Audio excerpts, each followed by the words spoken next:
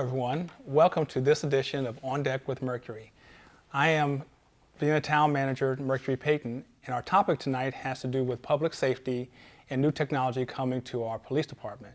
Joining me to talk about the new body-worn camera program is our very own Vienna Police Chief, Jim Morris. Good evening, Jim. Good evening, Mercury. How are you this evening? I'm doing great. How about yourself? I'm doing great. Thanks for taking time out of your busy schedule to be with us to talk about this important topic. Certainly. I'm happy to. So we started hearing a lot about the body-worn camera several years ago in the wake of civil disturbances throughout the nation. Our community is certainly supportive of our local police department, as you very well know. Tell us why the body-worn camera program is so important. Sure. The body-worn camera itself has been around for several years now. In Vienna, we've had an in-car video program for almost 7 years. And that program, much like the body-worn camera, is to capture video evidence when an officer's out doing their patrol or interacting with the community. The other advantage to both the body-worn camera and the in-car video is it helps with transparency. We're making a record of our interactions with the community. A record that the community will be able to see at times, a record that we can review when we need to. So it just helps with transparency and accountability. You're making a record of your interaction. And both those just help ensure and enhance the community trust in the police department. Like you mentioned, we have wonderful community support. I think this is just another way of enhancing that. And by using technology like body-worn camera, we're helping to just move that support further and even more profound. Sure. When people think about body-worn cameras, they think about what they see in a national media or local media. Talk a little bit about how you may use it for training. I would imagine that because of it capturing the interactions, it may actually help to, in your attempt to kind of train officers and make sure that they're doing things the way that they should. That's one of the main components of body-worn camera. This is an example right here of one. And an officer is going to be wearing it. Right. When an officer, whether it's an interaction with a community member, whether it's searching a building, working an accident, it's going to be videoed. So now you have a live video record of the officer. And we certainly plan to use it for review of tactics, review of approach, review of communication. What went wrong in a situation? We'll be able to pull the video back and say, okay, maybe we could have handled it this way. Maybe we could have handled it differently. Sure. So it creates that record. So the training aspect this brings to any police department is just immeasurable. That's great. So how does this work? Do you have them push a button to turn it on, or does dispatch call and then all of a sudden it turns on automatically? How does this thing work? It's a little bit of all that. Yeah. And the first step with the program is going to be the training. When an officer gets out of a car and he's on an actual call for service, the intent is going to be, and the policy is going to say, the officer needs to turn on his video camera when he's out, like I said, call for service, responding to an incident. Now, if he's just having small talk with someone at, Dunkin' Donut or something, we don't expect him to activate the video camera just to have small talk. But if that interaction turns into something, they will have the ability to turn the camera on, both from the camera itself, but they can also be able to turn it on from their car. So just in accordance with policy, when the interactions are happening or they're taking a complaint, they turn it on and start a recording. At the end of the shift, they plug the camera into a docking station, and then that docking station uploads the video to the iCloud. Wow, that's pretty impressive. So I know that you and I have talked about these issues for the last 10 years or more, and there was probably a thought about body-worn cameras maybe that predates us, maybe 80s or whatever. Tell us a little bit about the research now. They've been out for a while, so there's probably some research out there and data that kind of demonstrates like the effectiveness and how we can use these better. Sure, there certainly is. And like you said, we've talked about it for a long time, and we made the decision 7 years ago to go with in-car video versus body-worn cameras, knowing someday we would end up with both. But the few things that are out there about the studies, the commonalities in almost every study I've seen is the transparency, is the accountability, is the evidence collection. Some people think officers would be against the idea of a body-worn camera. Officers are for the idea of a body-worn camera because it captures your interaction. So you can go back, when you're having an interaction with someone, you shouldn't be doing something you don't want on a camera. So it captures that interaction. And most studies show that support both from the community and the police, and then the benefits of going through the court system with live video of incidents is just a huge advantage to officers also. Sure, that's great. So what is the impact of adjudicating cases? Sure. Well, again, there's the live video.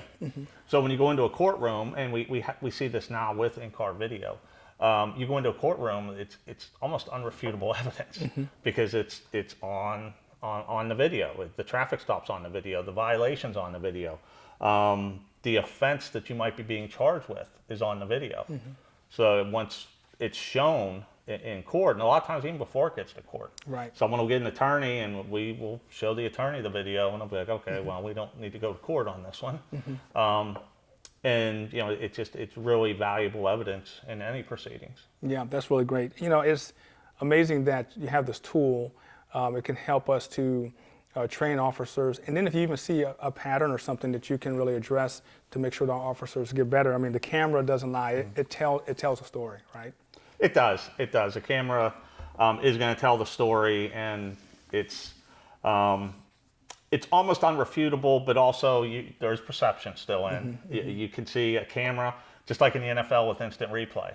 You have all those different angles, and sometimes you still come out of that not knowing what the call is. So right. It definitely it doesn't lie, but you also have to keep it in perspective of the use.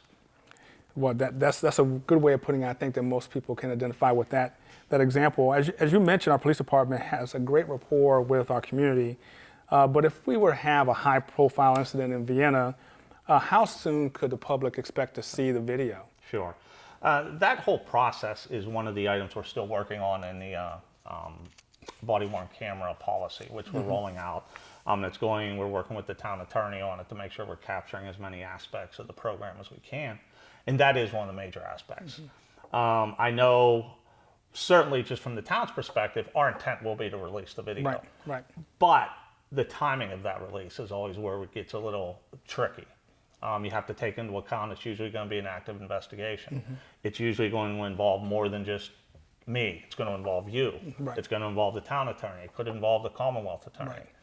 So there's a lot of different players in the game when these decisions are made. I'm trying to focus on, I don't think we'll ever have a policy where I can come out and say, in X number of days, we'll release a video, because that's not realistic given the different situations we can have.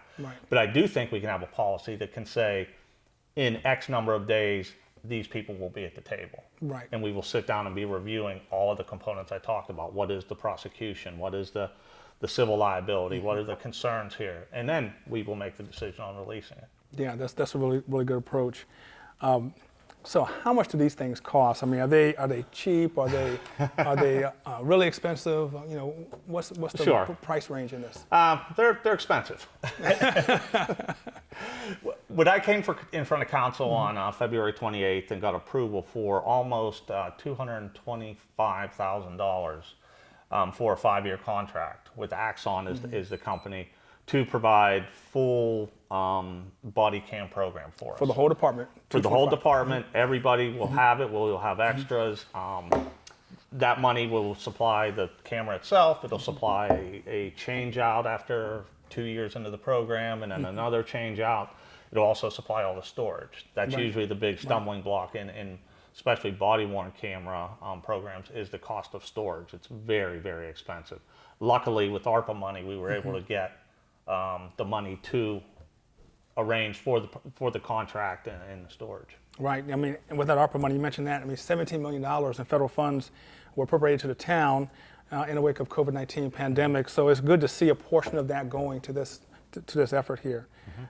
So before we wrap up, is there any update that you want to give on this small project that you got going on near Town Hall? Sure. Put on my construction hat. The new police station construction project. Yes. The police station project, if anyone goes by the station, you'll see it live and in person. It's progressing very nicely. It's under roof. The glass is going in. The plaza's getting built. It's at the last update we had, which was I think about a week and a half ago, we're at 71, 72% completion. Yeah. We're hoping to really pick up the pace once we get under roof and start working on the inside. the expectation is still sometime this summer for an opening, June, July, and certainly we'll be talking more about that. And I know we'll probably be having it on deck from Mercury and from inside the station at some point. Some point soon. Yeah, but it's coming along very nicely. Well, it's great. also on budget. Which is very important. That's important. And on time. And on time. And on time. So from a body-worn cameras perspective to new police facility, great things in store for the department, and I'm really excited about the direction the department is going in. I know we're a very safe town, and a town where people know that they can go to the shops here on Church Street, where we are in Cocoa, Vienna here, and Maple Avenue and all the different restaurants, and then all the parks and amenities that people enjoy, and just walking in their communities. We do have incidents from time to time, and I know that your officers take great care in handling all of those situations. You don't hear about them too often because they're not too frequent, but when they do happen, our officers are ready to interact to keep us safe. So I really appreciate what the officers do, and this body-worn camera is a significant step, I think, in helping us to better train our officers and better prepare them and keep everyone safe. I know it's a serious issue, and I'm glad that we're able to tackle that and move the department forward in that way. Yeah. So thanks again for taking time out of your busy schedule. I know you've got a lot of stuff going on, and but it's always good to sit down with you. I think like we were saying earlier, you may have the record for being on deck with Mercury the most since we started this. So thanks for being a good sport with us this evening. For those of you who are watching, I appreciate you taking time out of your busy schedule to be with us this evening.